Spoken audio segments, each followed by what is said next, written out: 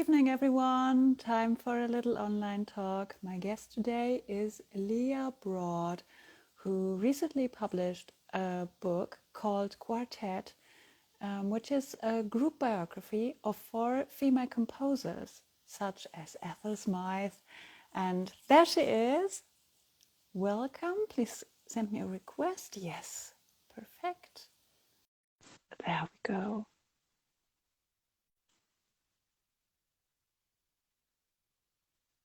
Actually, it should work. Yes. Hi, Hello. welcome. Thank So good to you. have you. Thanks so much for asking me. Yeah, I'm delighted to have you here. So please, let's start. Could you please present yourself and tell us something about you, your person, and your work? Yeah, okay. So hi, I'm Leah and I'm a music historian. I'm currently working at the University of Oxford. A little bit, I don't know, I should probably apologize in advance if my dog barks. So he may join us for the conversation. So that's something to know about me is I have a really big dog who's Oh, very enthusiastic. But yeah, and so I've just written this book that you introduced called Quartet, which is a group biography of four women composers. okay. So let's continue.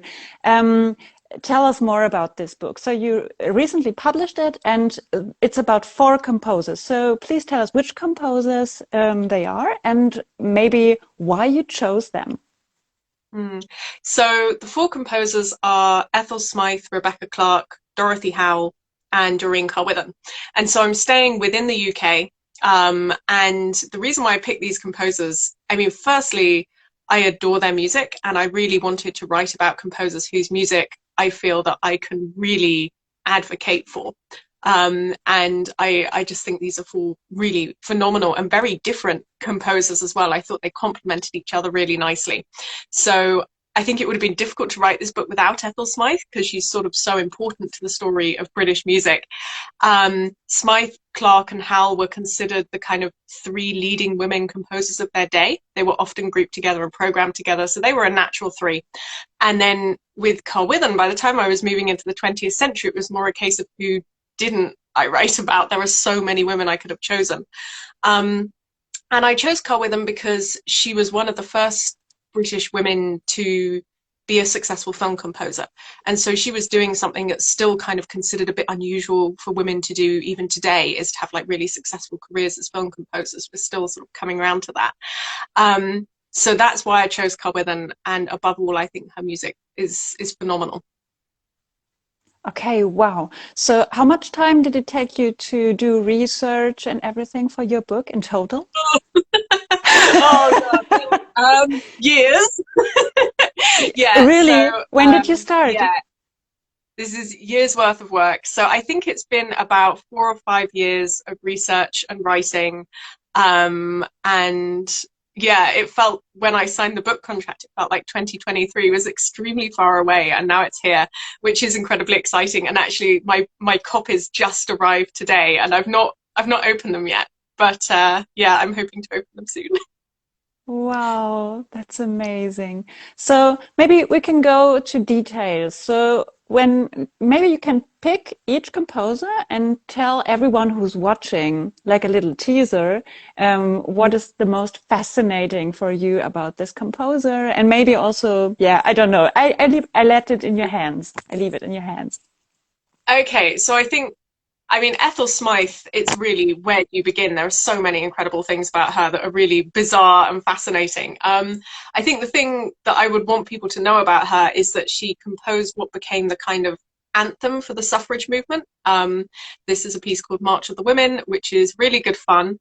For Rebecca Clark, I was really surprised by how into fashion she was. You know, I know her music and I sort of came to her through her viola sonata and then through her other works as well.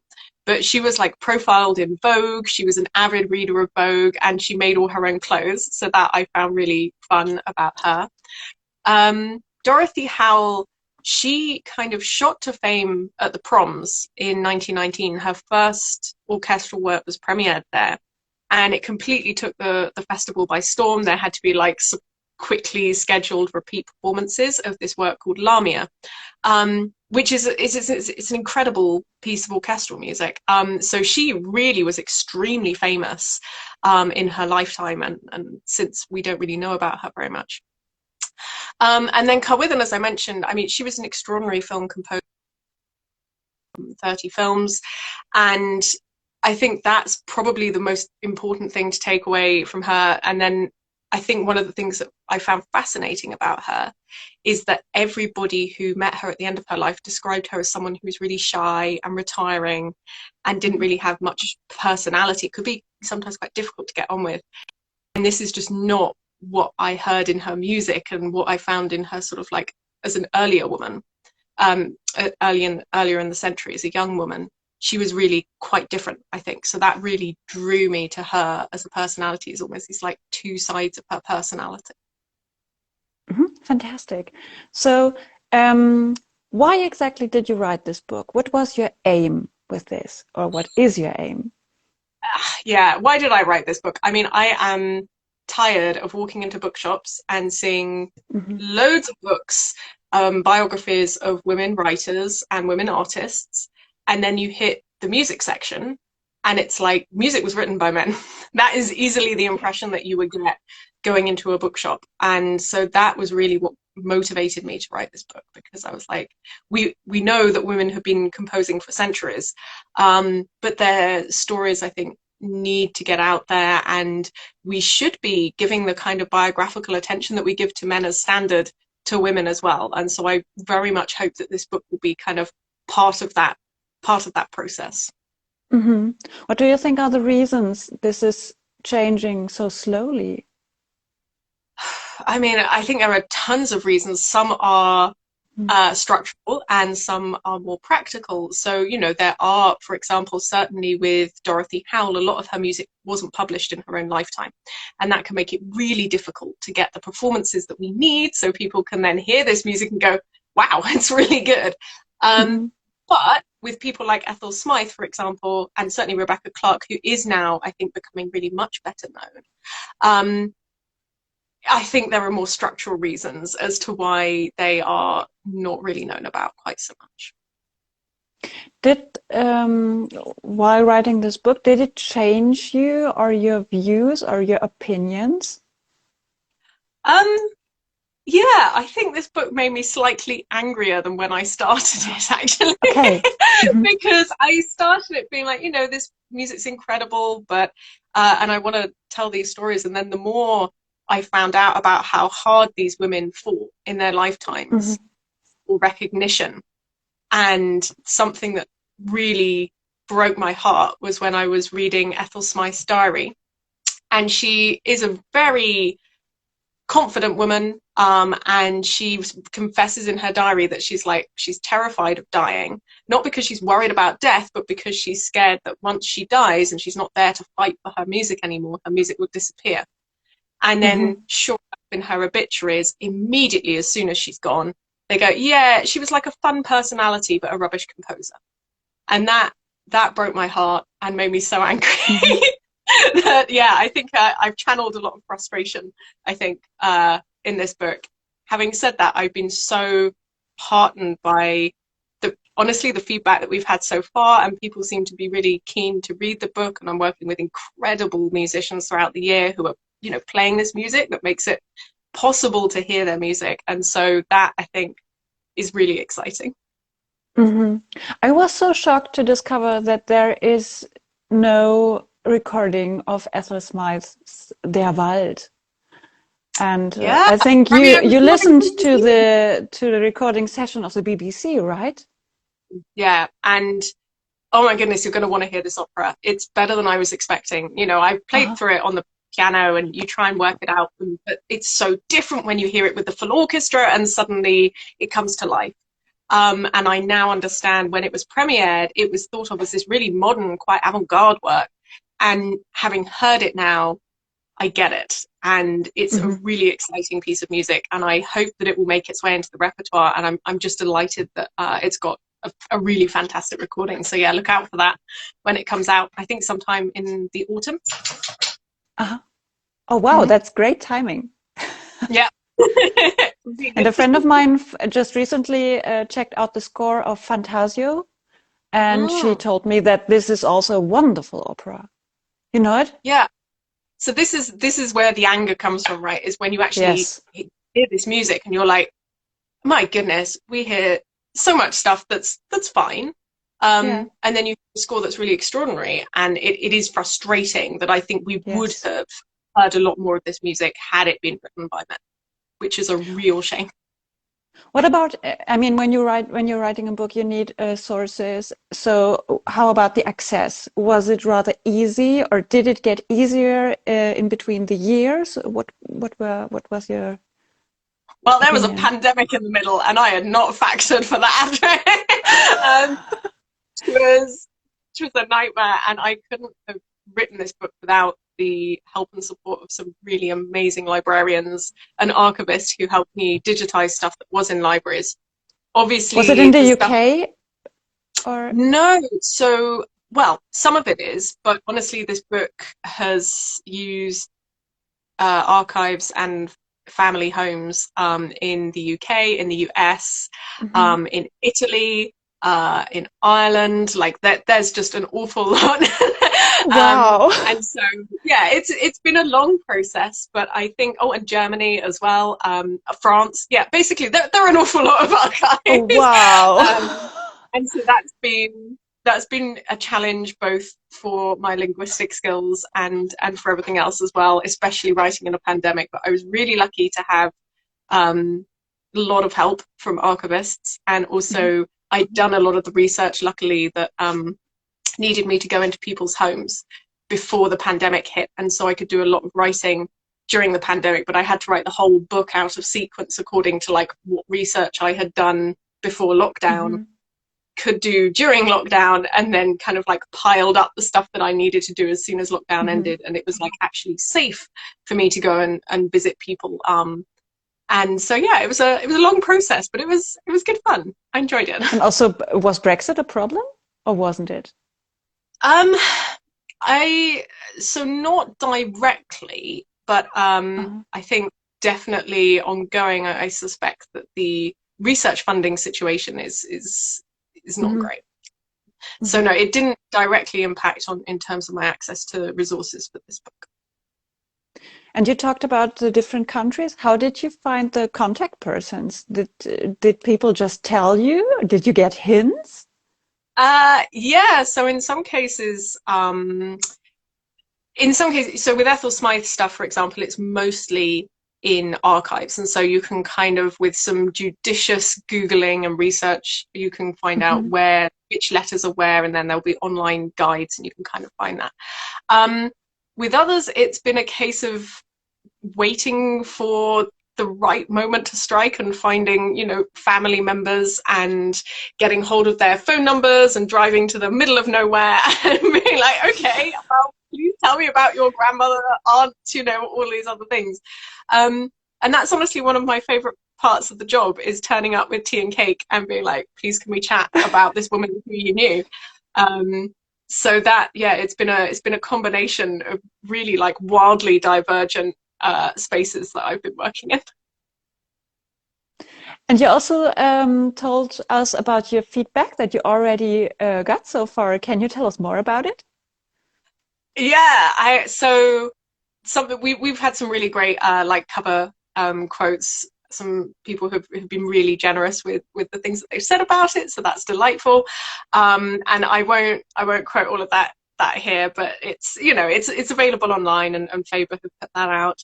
And also something that's really meant an awful lot to me is that it mattered a lot to me that people who knew these women would Mhm. recognize them in the book, and I've been really glad that that has so far been the case, that we've sort of worked on this book, and when I sent them the final thing, I was really glad that they all said like, yes, I recognize my relative or friend, and that was really important to me.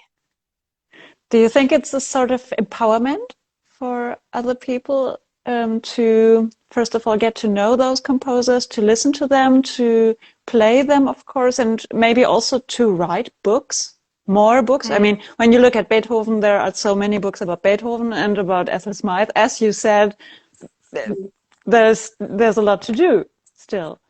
Yeah, I really hope that this book is the first, not the last, on every single one of these women. And you know, there are biographies of Ethel Smythe that were written quite a while ago now, and we're still waiting for a kind of a big academic biography of her. And so Hmm. you know, I'm that I hope will be another kind of galvanizer to go. Yes, we really need this book, because there are just, you know, base details and facts about her life that we have for com- composers of her stature.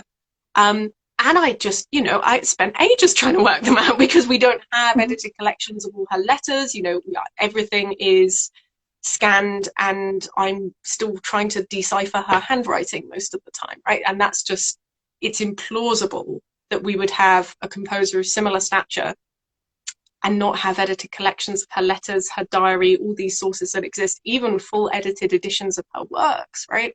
Yes. A lot of it is working from manuscripts. So, yeah, I really hope that this will sort of add to the reasons why we should have those things. And this is the situation with Ethel Smythe. What about the other three composers? I suppose it's not better but worse. This situation of their letters, etc. It's different, right? Uh-huh. So most of Rebecca Clark's works now, they're being published, Hmm. and her the person who sort of deals with her copyright, he has been incredible in terms of helping. I mean, he's scanned so much stuff. Poor guy, he's been basically doing like a part-time job scanning me stuff to write this Oh. book. And so this material that he has access to, like her diary and her memoir, for example, he's been really generous in sort of sharing those with me. Um, Dorothy Howell, because so little of her material is published, most of it is with her family. Um, and they want her music to be as widely performed as possible, but really to get that we need these proper editions, because at the minute everything is uncatalogued. She kept Hmm. everything, like absolutely everything. So you go to this family home, and I mean, I found a scene for an opera in an apple box just because I was like, this box seems deeper than it looks deeper than it feels. I'm just going to take out the bottom and see if there's anything there. And there was just maybe this thick of works at the bottom of the box, one of which Wow. was the theme opera. There was a piano sonata in there. And so, Oh. yeah, that needs cataloguing properly. And then Doreen Carwithen's material is all in an archive in Cambridge under her husband's name. Oh, So great. this is the William Alwyn collection, and that was how she wanted it. And she's a really complex person, Hmm. and she highly prioritized her husband William Alwyn, who is also a composer. And so everything that's in that archive is kind of like, I think, the things that she thought would be important to tell his story. So all their letters are there, all their Hmm. correspondence, as well as her manuscripts and her notebooks and diaries as well. So that is in an archive, and she's probably been the easiest person in terms of access to source materials because it's in an archive. It is Hmm. catalogued. There is a wonderful Yes. archivist who knows exactly what's in that archive, and you can go and be like, please help me. That's great. Having said that, we still turned up two pieces new by her in the Wow. course of writing the book because we were digging through these manuscripts, and I was like, I'm sure she mentions this piece. Can we just go back and look for it again? We're going to go back and Hmm. look for it. And sure enough, we eventually found it, and an early cello work of hers as well. So yeah, it's really, that's one of the really exciting things, is that it's such an ongoing process of discovery. And I'm sure there will be stuff that transpires after I've handed in my manuscript and there's nothing more I can do about it. Hmm. I hope that will be for other writers to then pick up those things and write another book about them. That would be great. Hmm. Are there, so two questions. Are there any works that are completely lost? And the other question, thinking of Carl Withen and William Alwyn, somehow I think there are similarities between the Schumanns, or don't you think so? Because of this relation, composer and composer. Yeah, so Okay, so first, are there works that are completely lost? Yes, there definitely are. Having said that, works that were so there are some works by Dorothy Howell, for example, that were thought completely lost, which we turned up in the process of writing this book. And so there was an early sonata, for example, that we just thought was lost forever, and it was in the bottom of this apple box. Uh-huh. So hopefully, pieces like that will continue to sort of keep turning up in odd places. Um, as for relationships, whether they're similar to the Schumanns, I mean, so we're dealing with such a different time period. Um, Mm-hmm. but yeah, I mean, there are obvious comparisons in that Clara Schumann sort of stopped composing sort of in the latter part of her life, or drew back from it. Having said Mm-hmm. that, when she married Robert, she was, one of the most famous pianists of the time.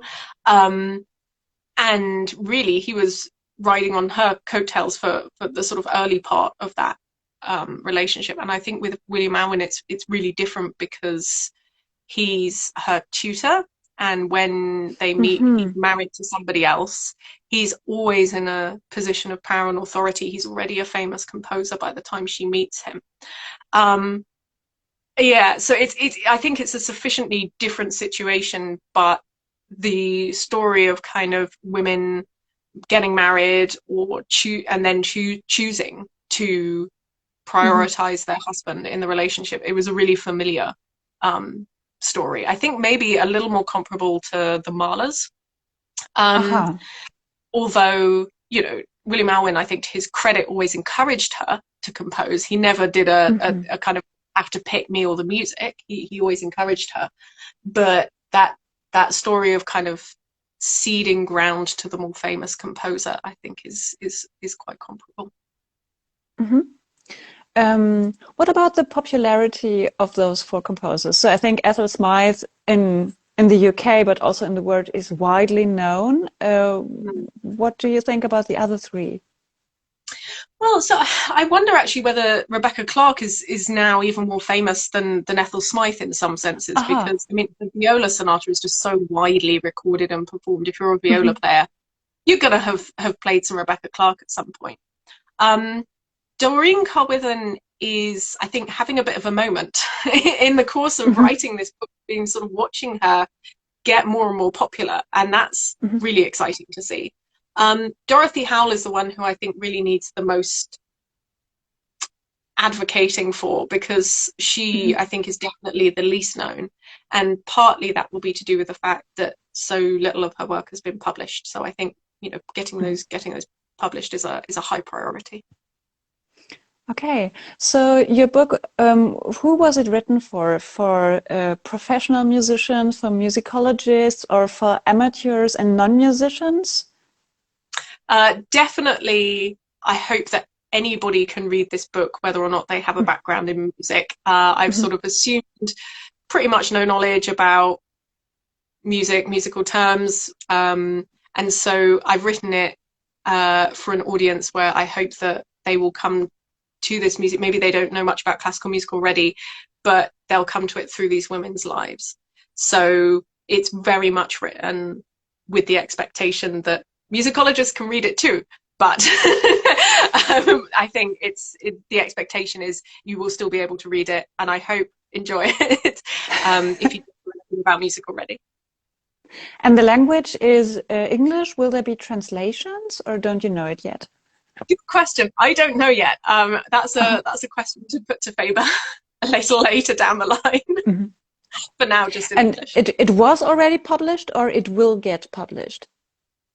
So it's officially released on the 2nd of March, but you Okay, can so pre-order. uh-huh. So yeah. Okay, that's fantastic. So maybe you will let me know when it's published, how many works were sold. This would be so interesting to know. Oh Because I yeah. think at the yeah, because I think at the moment there's really a lot of interest in female composers, which I absolutely adore.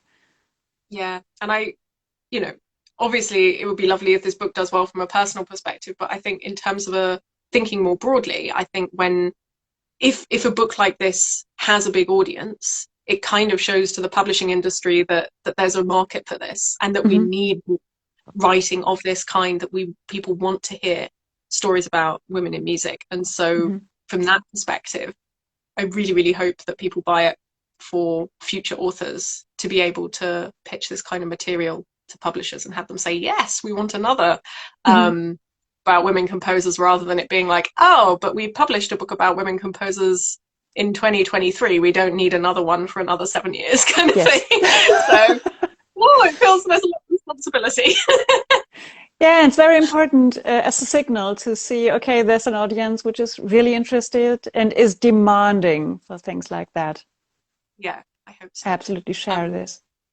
Yeah, and I'm certainly not the first person to write a biography of women composers. There are lots of academic books out there. There's also something like Anna Beer's Sounds of Sweet Airs.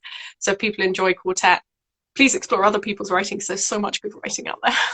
Yes, absolutely. Let's see. Oh, yeah. We talked about the biographies, and you said that you started to get to know those composers by their music. So, what are your favorite works by each composer? So I think for Ethel Smythe, I'm going to pick a song called Possession, which is dedicated to Oh, Emmeline I Pankhurst. love it.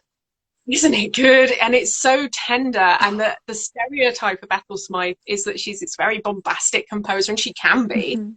And Possession is so intimate, and I really love that song.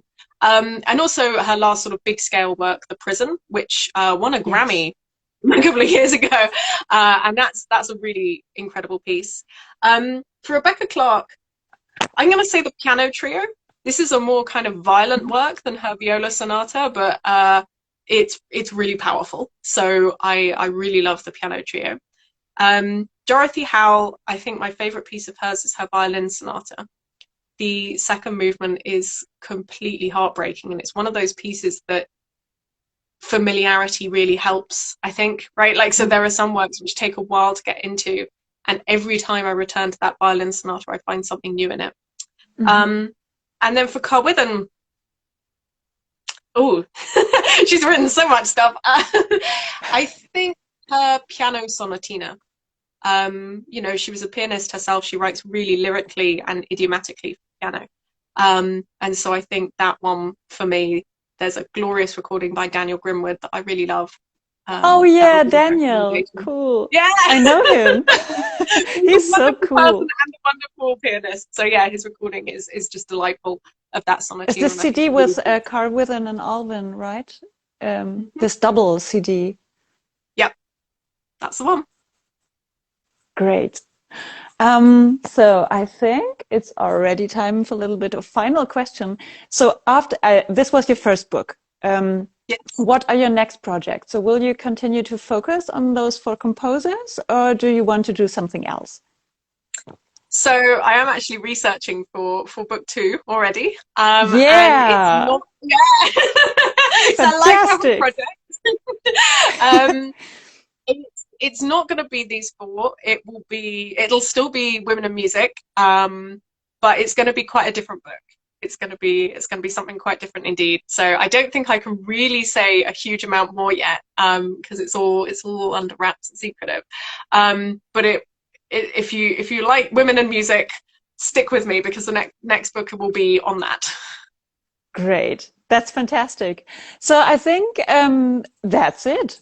I thank Thank you. really I thank you a lot for this wonderful talk. It was fantastic, and everyone who's watching, absolutely buy this book, read it, and share what you think about it on my Yeah, channel, I'd and of love to course, know what people think of it. I really love to know what people think of it. And, if anybody discovers their music through quartet, please let me know, because that would make me so happy. and I think you're very well. You do a lot with female composers. I see it on social media, so you're very active, right? Yeah. So if people want Yep. to keep in touch with you, it's no problem if I see it Not at all. correctly. I'm on Twitter, I'm on Instagram. My email is somewhere out there on the internet. So yeah, do Great, Leah. So thanks a lot for this wonderful talk. Thank you. Good luck for your kickoff with this book. I wish you such a huge success. And Thank I you will so much, definitely and thank read you. it. I hope everyone else will also. And so thanks a lot and have a nice evening. You too. Bye. Thank you. Bye bye.